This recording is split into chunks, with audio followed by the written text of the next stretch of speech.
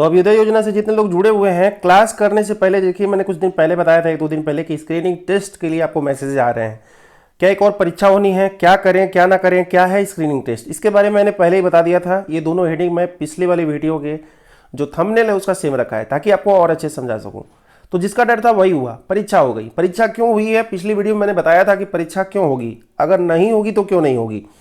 तो देखिए कितने क्वेश्चन आए और माइनस मार्किंग थी क्या, और कितने दिन में इसका रिजल्ट आना है, कब जाना है फिर क्लास करने, कुछ बातों पर बात करेंगे। चलिए सबसे पहले शुरू करते हैं कि क्लास करने से पहले स्क्रीनिंग टेस्ट का क्या मामला है। सभी मंडलों में मैसेज नहीं आ रहा है, लेकिन बस्ती मंडल अभी तक सुनने में आया है, मैंने मैसेज भी दिखाए थे, बस्ती मंडल में ही केवल स्क्रीनिंग टेस्ट के मैसेज आए थे। बाकी अन्य मंडलों के यदि आपके पास आए तो कमेंट बॉक्स में जरूर लिखिएगा। क्या एक और परीक्षा होनी है, तो परीक्षा हो चुकी है। अब क्या करें, तो आपको पेपर देना था, और पेपर में क्या कैसे करना है अभी आपको हम आगे बताते हैं। स्क्रीनिंग टेस्ट क्या है इसको समझ लीजिए। स्क्रीनिंग टेस्ट क्या होता है, एक तरह से जैसे मान लीजिए आप इंटरव्यू देने जाते हैं या आप कोई एग्जाम देने जाते हैं जो कि क्वालिफाइंग नेचर का होता है, जैसे टेट हो गया, सीटेट हो गया, तो इस तरह की परीक्षा को हम स्क्रीनिंग टेस्ट कह सकते हैं। तो स्क्रीनिंग टेस्ट का मतलब यही होता है कि आपको जांचा परखा जाए कि आपने एग्जाम में तो सही किया था, लेकिन आप यहाँ पे जैसे मान लीजिए आपसे कुछ मौखिक पूछ लिया जाता है, वर्बल कुछ ओरल क्वेश्चन कर लिए जाते हैं, तो ये भी स्क्रीनिंग टेस्ट हो गया। जैसे कि इंटरव्यू में होता है, आपसे कोई लिखित नहीं होता इंटरव्यू में, लेकिन कुछ जगह आपसे कुछ ऑप्शन दे दिए जाते हैं कि इसको आपको टिक करते जाना है, यानी कि मल्टीपल चॉइस टाइप क्वेश्चन आपको दे दिए जाते हैं कि आप इसको करिए, कुछ क्वेश्चंस हैं, ताकि हम जान सके कि आपने पेपर में जो किया था आप ही वो बंदे थे कि नहीं थे, तो इसलिए कराया जाता है। दूसरा सबसे बड़ा कारण है अभ्युदय में स्क्रीनिंग टेस्ट कराने का, अभ्यर्थियों को छांटना, क्योंकि बहुत बड़ी संख्या में आज अभ्यर्थी पहुंच गए थे। फर्स्ट मीटिंग में 10 बजे बुलाया गया था, 500 के आसपास कैंडिडेट पहुंच गए थे, और फिर 12 बजे बुलाया गया है, यानी कि इसी के आसपास कैंडिडेट या इससे ज़्यादा भी, इससे कम भी पहुंच सकते हैं। जबकि क्लासेस जो होती हैं, क्लास का मतलब होता है एक क्लास में 60 स्टूडेंट रहने चाहिए, ठीक है, 60 हो, 30 हो, 40 हो, इस तरह के कैंडिडेट्स हों, 100 हो मैक्सिमम हो, तो वो 2 क्लास में भी चलाया जा सकता है। लेकिन 500 कैंडिडेट्स एक क्लास में बैठ के पढ़ेंगे पॉसिबल भी नहीं है, और उसका कुछ प्रॉफिट भी नहीं होगा, क्योंकि जो बच्चा पीछे बैठ के देखेगा उससे कुछ दिखाई नहीं देगा, वो स्क्रीन पे देखेगा, इससे बढ़िया घर ही नहीं बैठ के देखे मोबाइल पे। तो 500 कैंडिडेट को बुलाया गया था, इसमें लोगों को टेस्ट कराया गया।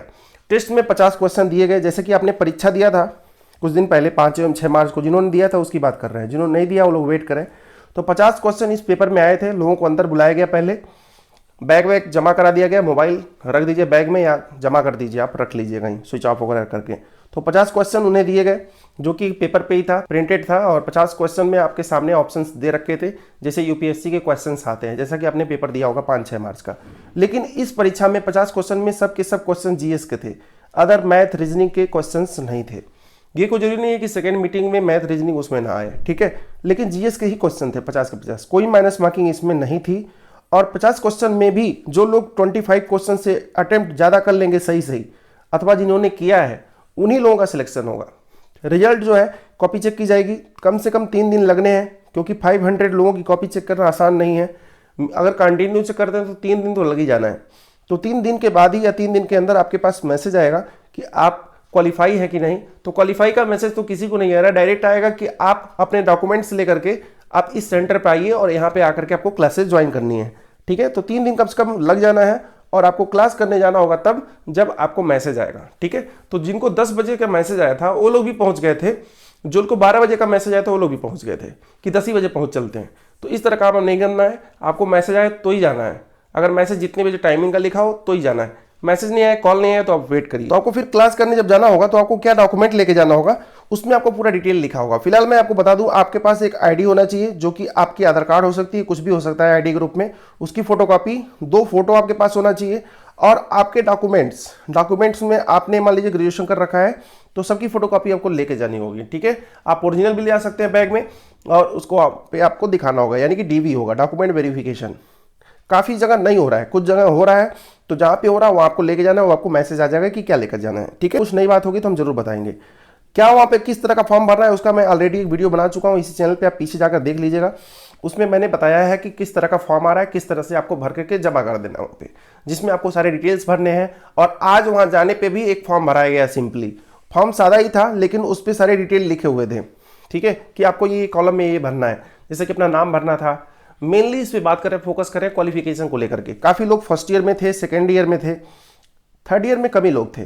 तो फर्स्ट ईयर सेकेंड ईयर वालों को हो सकता है बाद में छांट दिया जाए, ये कह करके कि संख्या ज़्यादा है, ठीक है। तो कैंडिडेट को नहीं बोलेंगे संख्या ज़्यादा है, उनको बोल देंगे कि आपका सिलेक्शन नहीं हो सकता है क्योंकि आप फर्स्ट ईयर सेकंड ईयर में हैं।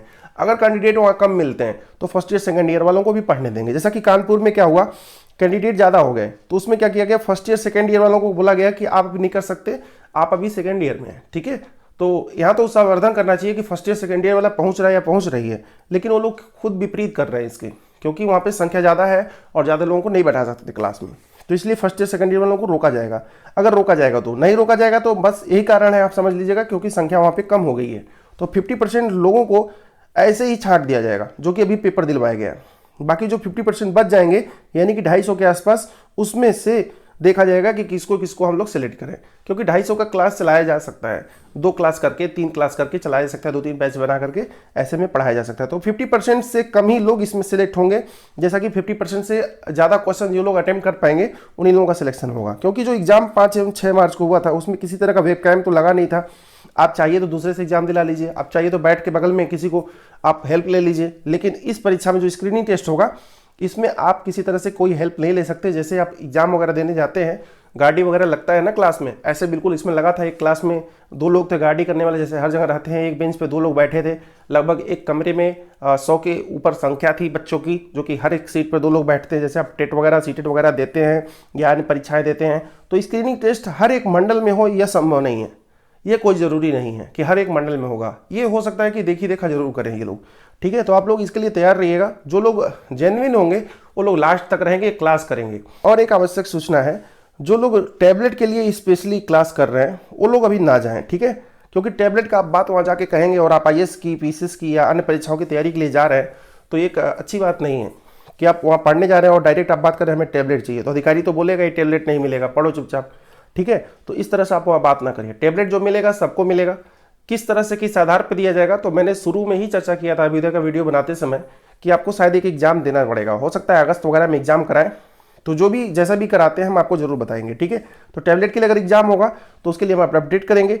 शायद हो सकता है करंट अफेयर का कुछ प्रोग्राम स्टार्ट करें, क्योंकि आप लोग सब सब्जेक्ट इधर उधर से पढ़ लेंगे, लेकिन करंट अफेयर का आपका कहीं कोई क्लास नहीं चल रहा है। ठीक है, तो उसका हो सकता है हम क्वेश्चंस वगैरह आगे चल के चलाएंगे।